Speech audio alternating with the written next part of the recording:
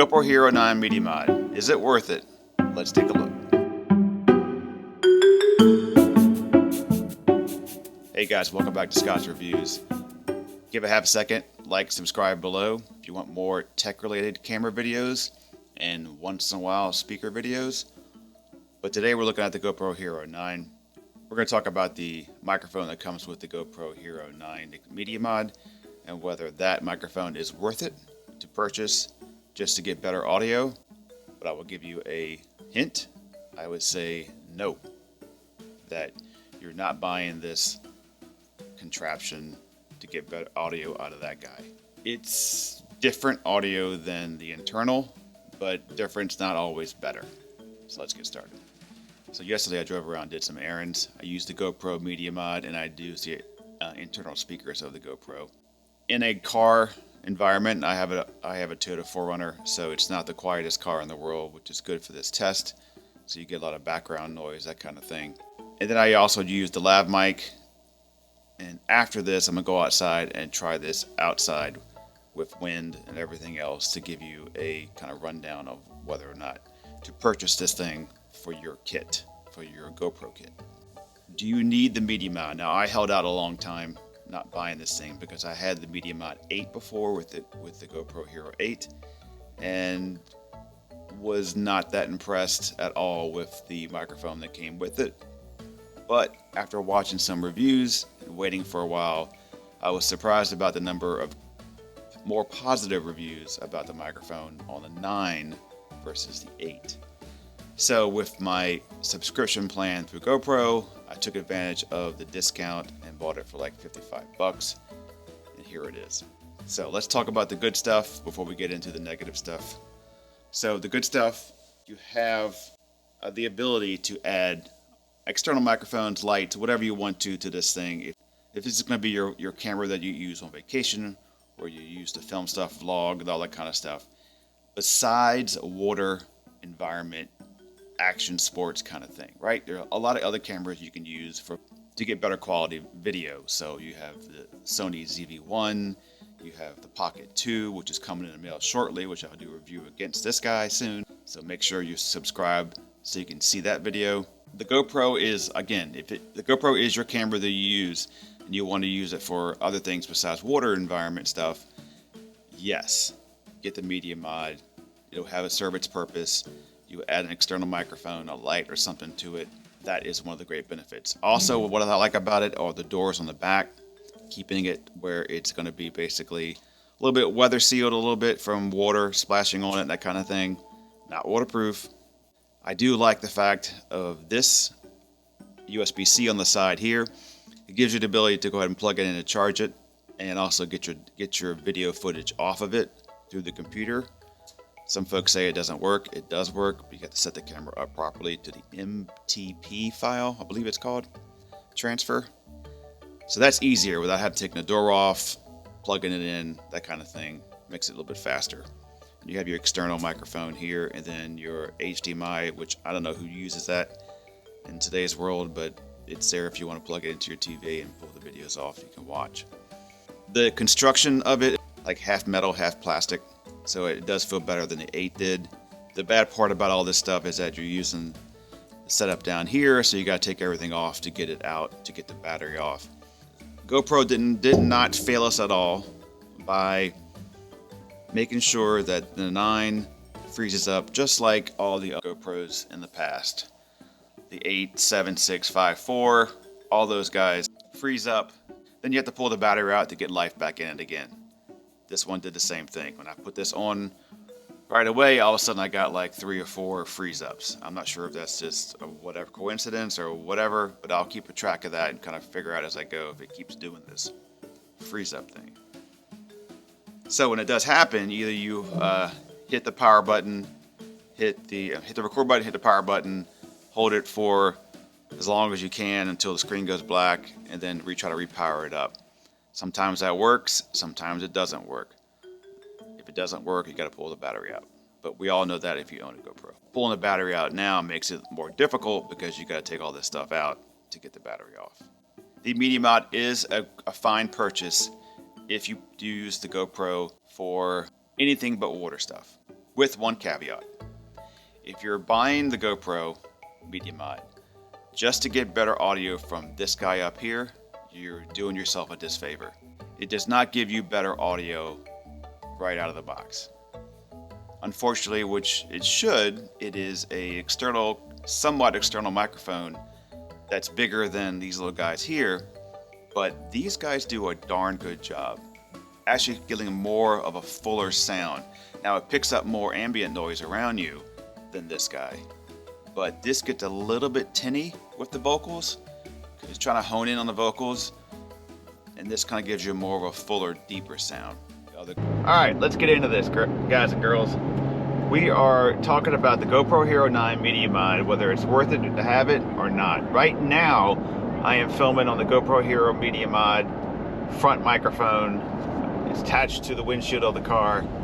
And how does that sound? Now, in this review, I'm going to be going back and forth, showing you a clip I did yesterday inside the car, talking about the RX0 Mark III that hopefully is coming out eventually one day. But whenever I'm talking about that camera or whatever, you know I'm using the inboard microphones of the GoPro 9. But I want to talk real quick about the possibility of the RX0 Mark III. But if you are familiar with the RX Zeros, you had one before or you still have one now, everyone's wondering, is it dead? Has Sony discontinued it forever? They had the fire at their facility, which supposedly they stopped production on the RX2, and they also stopped production on the 6100. Okay, so this is with the ND filter off. I've been filming in medium sharpness and GoPro flat, so I'll enhance the color of this stuff, but I still want to I'll let you know after I play with it and post whether or not it was easier to adjust the one with the ND filter or it looks better without the ND filter. So right now I'm stationary, sitting in a car. The front microphone's on the Media Mod. How does it sound?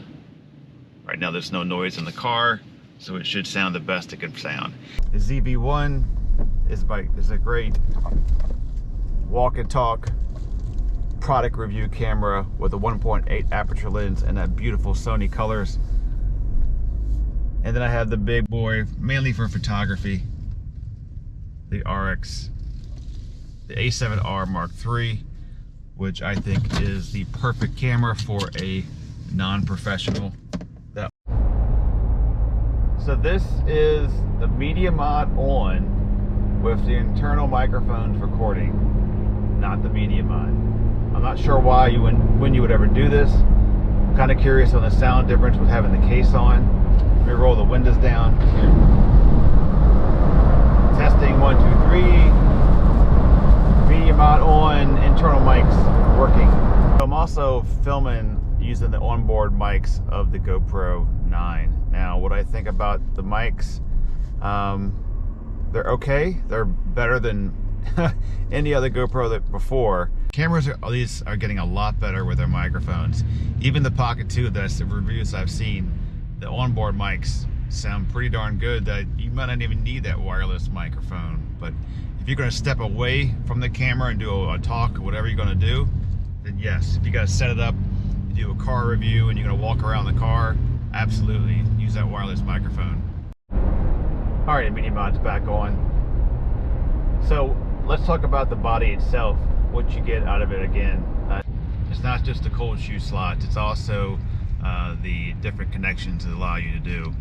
Obviously it allows you to plug in a different microphone for an audio jack, allows you to charge it via USB-C, and it also gives you an HDMI port to plug into. So if that's something you need, then you have to get the Media Mod. Alright, so this is the lav mic plugged in to the back of the GoPro Media Mod. How does this sound? I think it's on, yeah, it's on standard. It tells you right on the screen. That's nice. You don't have to guess anymore. Is it on standard or is it standard plus? So this should have the best sound of the group. Obviously.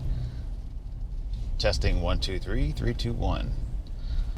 First up is a Rode Video Micro on standard. So there's different things you can do. You can put it on standard or standard plus. I think the plus is a little too high, peaks too much, so I'll just leave it on standard. The other one is for powered mics. You can adjust it for that. So those are your options. So this should give you a pretty darn good sound quality. It's more of a bigger setup than most. So again, the more you put into it, the more you get out of it. All right, let's go ahead and try something different. So just to let you know, I do have an ND filter on right now. So we'll see how that comes out. Definitely, I learned my lesson with the ND filters. It gets anywhere dark, a car or anything else like that. No, of course you gotta take it off because it's low light and GoPro kind of thing. So you're kind of ruining your shot. But nice and bright and sunny, it's good to go. So now we got the lav mic on. This should be a really good sounding setup. Mic's close to here. I can spin the camera around and continue to talk and get the same audio, of course. So this is a great setup. It just requires you wearing a small microphone to get this setup. But the Media Mod will then give you the option to do that. So that's what's good about the Media Mod. Now let's go to the wonderful Media Mod microphone that's built on top and see how that sounds. Okay, so this is the little wind blowing. This is the microphone that comes with the Media Mod. The little puffball on top. This is the microphone here. How does it sound? 1, 2, 3, 4, 5, 5, 4, 3, 2, 1. It's on the front setting right now. If I flip it around to the back, I should lose a little bit of my voice quality. And if I change the microphone to voice backwards, it would sound better. But you have to stop and turn the camera off to do that. So a little wind blowing now. 1, 2, 3, 4, 5, 5, 4, 3, 2, 1. All right, let's go with one more microphone and then we'll go internal. All right, to show you what this is the Saramonic Microphone. It's okay. Let's see if it's better than the microphones built in. Okay, this is a Saramonic microphone. It's an omnidirectional microphone. Doesn't really point to me. It's kind of pointing off to the side. I can see it and I can turn it around, talk this way into it and see what it sounds like here. But this is the microphone here. Testing 1, 2, 3, 4, 5, 5, 4, 3, 2, 1. Back to the front. Saramonic microphone. Took it off. Also took off the ND filter. See if it looks any different, better or worse or whatever. All right, so the onboard mics, internal microphones of the GoPro Hero 9. I'm about 10 inches away from my face. How does it sound? 1, 2, 3, 4, 5. 5, 4, 3, 2, 1. I'll spin around, talk from the back side. This is what I'm looking at here. 1, 2, 3, 4, 5, 5, 4, 3, 2, 1. Well, let me know what you think down below in the comments. If anything you want me to test with this guy, also put that down there too. But that's it for this video. Stay tuned for the Pocket 2 and the GoPro Hero 9 matchup. See ya.